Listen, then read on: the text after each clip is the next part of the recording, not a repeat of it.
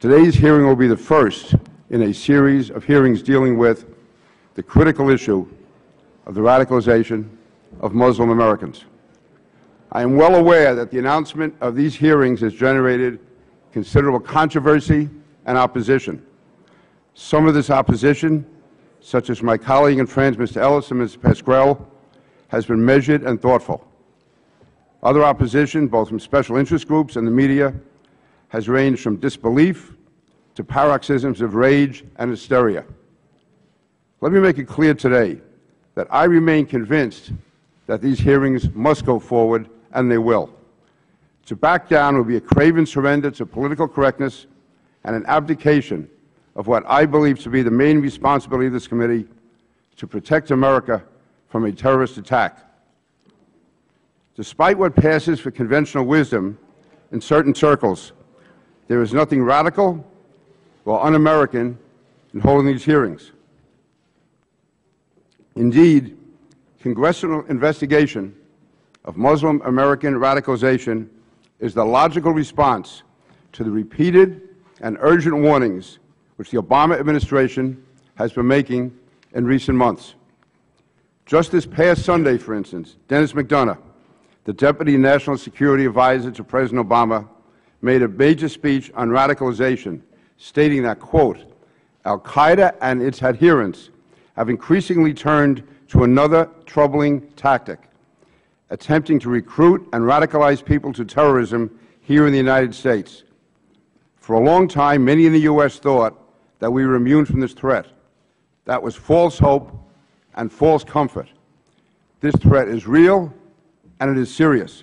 Mr. McDonough went on to say, Al-Qaeda does this for the express purpose of trying to convince Muslim Americans to reject their country and attack their fellow Americans. End of quote. I should also add, in my own personal conversations with Mr. McDonough prior to the speech, he told me to go forward with the hearing and that the administration welcomed congressional involvement. Similarly, in late December, Attorney General Holder said the growing number of young Americans being radicalized and willing to take up arms against our country, quote, keeps him awake at night, unquote.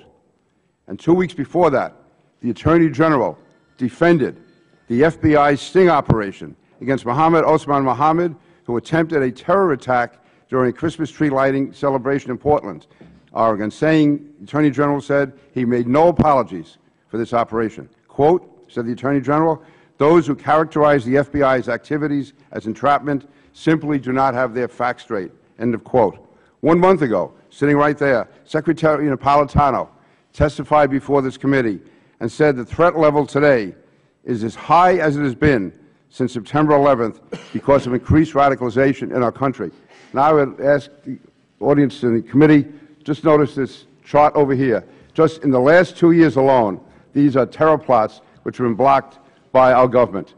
Virtually every part of the United States is affected by this. It affects the entire nation. Those of us in the Northeast perhaps have more threats, but the fact is that we found out no one is immune from these type threats and these type attacks. This committee cannot live in denial, which is what some of us would do when they suggest that this hearing dilute its focus by investigating threats unrelated to Al-Qaeda.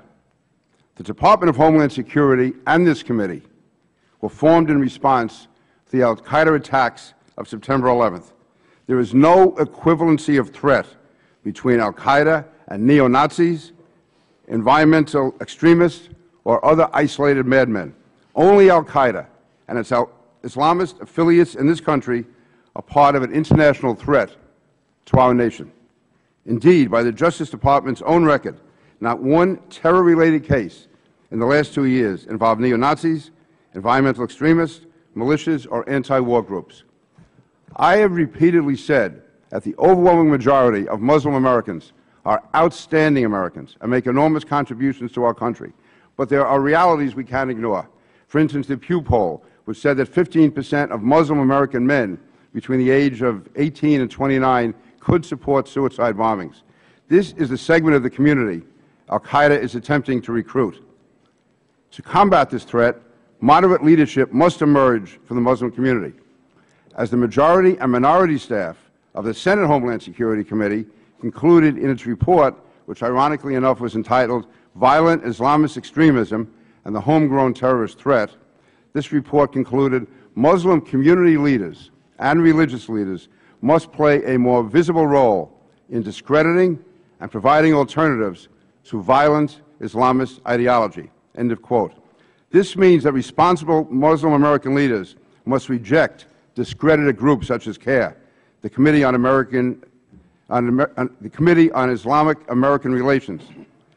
CARE was named as an unindicted co-conspirator in the terrorist financing case involving the Holy Land Foundation. In the lead-up to this hearing, I found it shocking and sad that the mainstream media accepted CARE's accusations as if it were a legitimate organization. Thankfully, FBI Director Mueller has ordered the FBI to cease all dealings and contact with CARE, possibly and probably because of this type of placard and poster which was posted by San Francisco CARE. I would hope that all law enforcement officials would follow the lead of the FBI Director.